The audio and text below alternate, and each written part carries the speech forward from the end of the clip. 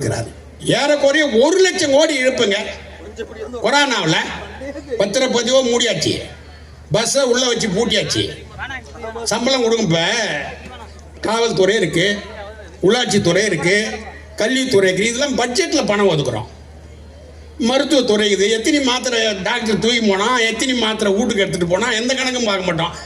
அடுத்த பட்ஜெட்டுக்கு பணம் ஒதுக்குவோம், அவன் எடுத்துன்னு போடுவான். டிரான்ஸ்போர்ட் அப்படி இல்லை. வெளியில் காலையில் டீசல் போட்டு போய் கண்டக்டர் டிரைவர் சம்பாரிச்சாந்தான் எம்டிக்கே சம்பளம், ஜிஎம்கே சம்பளம். இவன் சம்பாரிச்சு தான் அவன் வீட்டுக்கு எடுத்து போனான். அதெல்லாம் பட்ஜெட்டில் ஒதுக்கிடுறான், அவன் எடுத்துன்னு போயிடுறான்.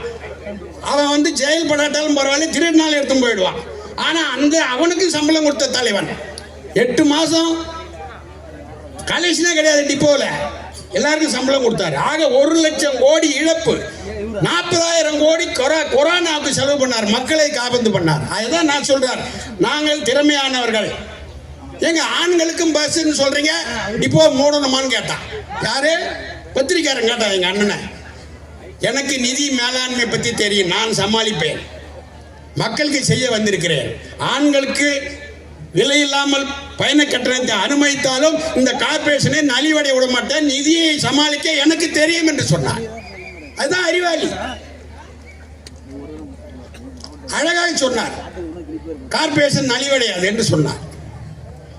இப்போ மத்தியிலேருந்து பென்ஷன் முதியோர் கொடுக்குறான், 200 ரூபா கொடுக்குறான். அந்த 200 ரூபாய் போட்டு பெரிய மாநிலம் யூபியில் 400 ரூபா தான் கொடுத்தான். மேற்கு வங்காளத்தில் 100 ரூபா போட்டு 300 ரூபா தான் கொடுத்தான். ஆனால் அம்மா அந்த 200 ரூபாய் கூட 800 ரூபா போட்டு 1000 ரூபா பென்ஷன் கொடுத்தாங்க. எல்லா மாநிலத்திலும் 100 200 போட்டு தான் கொடுத்தான், 300 400. அதை எங்கள் அண்ணன் வந்திருந்தா 1500 ஆக்கியிருப்பாரு. ஆனால் அந்த 525 வாக்கு தான் நான் பொய்யான வாக்குறுதியை. நான் ஒரு துணி எடுக்க போனேங்க, ஒரு கடையில் ஒரு கடைக்காரன் வந்தான், இந்த வேஷ்டியை பார்த்தான். வாங்க சார், அதிமுக எனக்கு வேஷ்டி கட்டிக்கிறேன்னு தெரியல. இல்லை, எந்த இங்கே ஒரு குரூப்பும் கிடையாது. ஏன் சுப்ரீம் கோர்ட்டுன்னு சொல்லிட்டான், எலெக்ஷன் கமிஷன் சொல்லிட்டான். எங்கள் அண்ணனை தவிர அது அதிமுக ஏரியா குரூப் என்ன, அவர் தான் என் தலைவர் அப்படின்னு. இல்லைங்க, என் பையன் இந்த கடையில் என்ன சம்பளம் கொடுப்பான், நாங்கள் வீட்டு வாடகை கொடுப்போம்னா கரண்ட் பில்லு கட்டுவோம்னா, என் பையனுக்கு சீட்டு கிடச்சிடுதுங்க. அவரால் 7.5 ஸ்கூலில், கவர்மெண்ட் ஸ்கூலில் அரசாங்கமே புக்கு வாங்கி கொடுக்குது, அரசாங்கமே பணம் கட்டுது, அரசாங்கமே சாப்பாடு போடுது. எம்ஜிஆருக்கு அடுத்து ஏழையை நினைத்த ஒரே தலைவன் எடப்பாடியாருன்றான் என் கடையில். எம்ஜிஆருக்கு அடுத்து யாரும் கோரிக்கை வைக்கல.